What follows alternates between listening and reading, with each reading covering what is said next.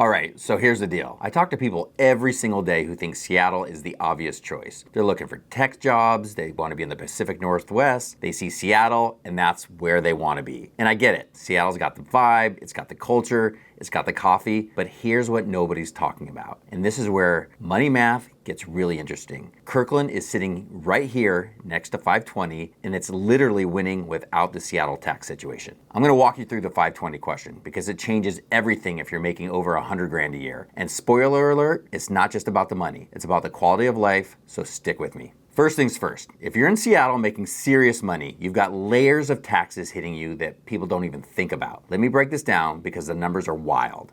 Washington State doesn't have income tax, that's true, but Seattle said hold on and created their own tax situation. In 2025, Seattle passed a 5% payroll tax on compensation over $1 million. That's on top of the existing 1.75% payroll expense tax that they already had on salaries over 150 grand.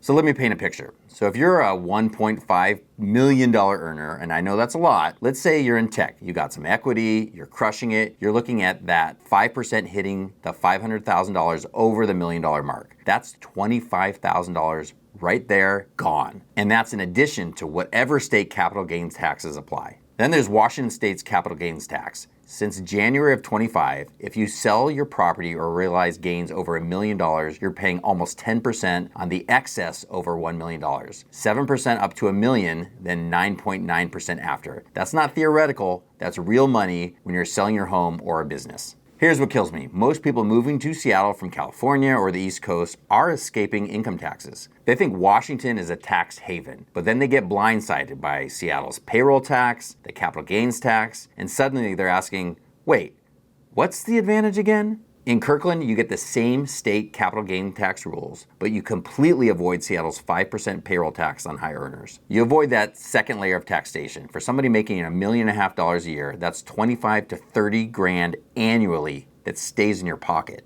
Over 10 years, that's $250,000. It's not chump change. That's a significant piece of money that you keep instead of sending it to Seattle. And that's just the payroll tax. When you factor in capital gains implications and the overall financial picture, Kirkland's really looking smart to high earners. The crazy part, and a lot of people don't even know this, they're making these major life decisions, moving to an area, changing jobs, relocating their families, and nobody breaks down the actual tax consequences.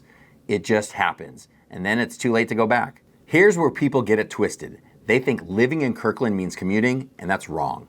Interstate 520 isn't just a bridge. It's the most convenient commute in the Seattle area. And here's the thing that's changed. The jobs are spread out now. Microsoft's in Redmond, Google's in Seattle and Kirkland, and Amazon's got offices everywhere.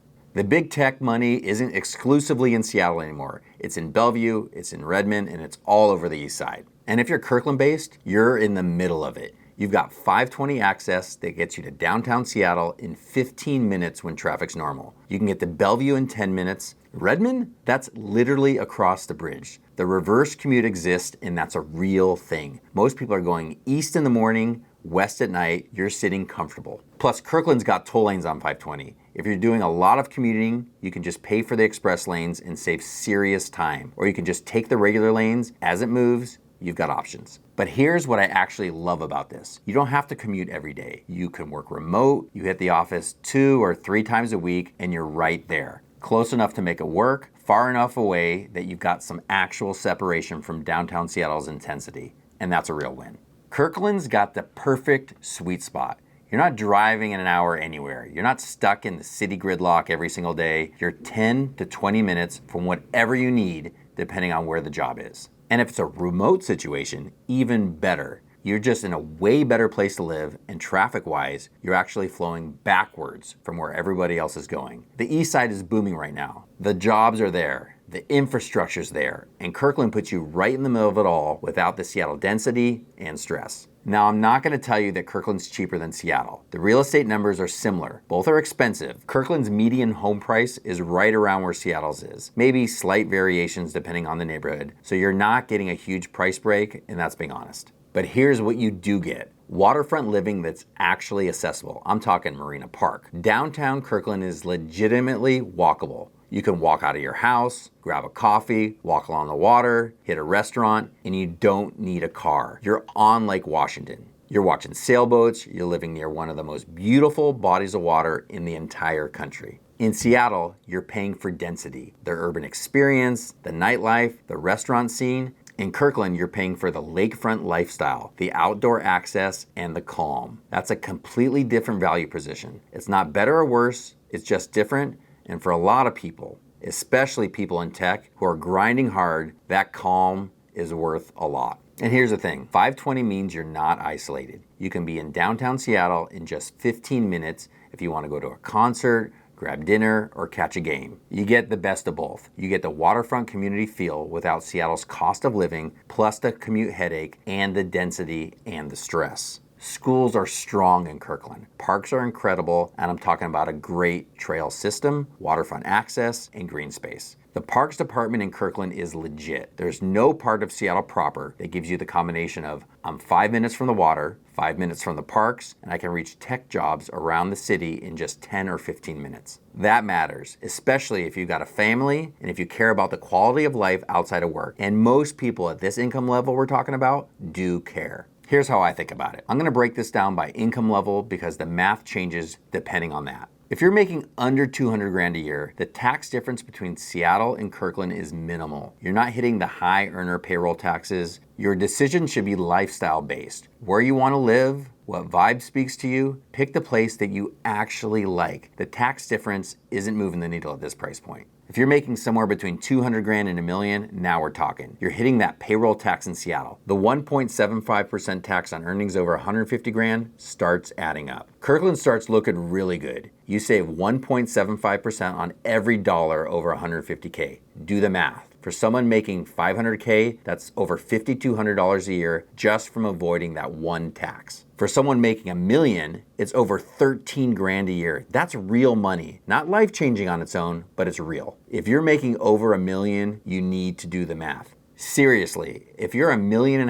earner, the Seattle 5% payroll tax on that excess million is 25 grand a year. Multiply that over 10 years, that's 250 grand. That's a down payment in most of the country. That's a life-changing amount of money that you get to keep in Kirkland. And then when you sell the property or realize capital gains, same story. Let's say you sell a business for $5 million in gains. Seattle's not doing anything special for you tax-wise. You're already out of the 5% payroll tax situation. But Kirkland is cleaner. You're not dealing with an additional layer of city taxes on top of state taxes. The point is to run actual numbers for your specific situation. Open a spreadsheet, model it out 5 years, look at your salary, your bonus structure, your capital gains, see where the money's actually going. Kirkland versus Seattle. I bet the math surprises you. Here's what really gets me about this whole thing. Nobody talks about the decision making. If you're in Kirkland, you don't wake up every single day thinking about taxes. You wake up, you look at the water, you've got a quick commute, and your money situation is simpler. No second guessing on whether you made the right call on this move.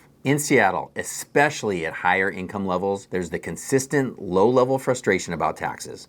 Wait, Seattle's taxing me? I moved here to avoid California taxes. This doesn't make sense. It's a mental load. It's something gnawing at the back of your head every single time you get a paycheck. Kirkland takes that off the table. You're getting the Pacific Northwest lifestyle, the access to everything Seattle offers, the proximity to tech jobs, the outdoor recreation, the quality of life, and you're doing it without the tax complication that Seattle added for its high earners. It's clean, it's simple, you can focus on your work and your life instead of this stupid tax strategy. That simplicity has real value. So here's the bottom line. If you're thinking about moving to the Seattle area and you're a high earner, run the math. Seriously, open up a spreadsheet, model out 5 years of income, capital gains, and taxes under both scenarios, Kirkland versus Seattle. Look at the numbers and be honest about it. For a lot of people, especially in tech, especially if you're making real money, the math's gonna show Kirkland is winning. Not just on taxes, but the whole package. You got the access to the job market, you get the waterfront lifestyle, you get the community feel, you've got reasonable commutes to wherever you work, and you get to keep more of your money. 520 isn't just a bridge, it's the smart person's commute corridor, and Kirkland's sitting right on it. If you're trying to figure this out for yourself, drop me a comment. Let me know what you're thinking. Are you considering Kirkland, the Eastside, or are you all in on Seattle?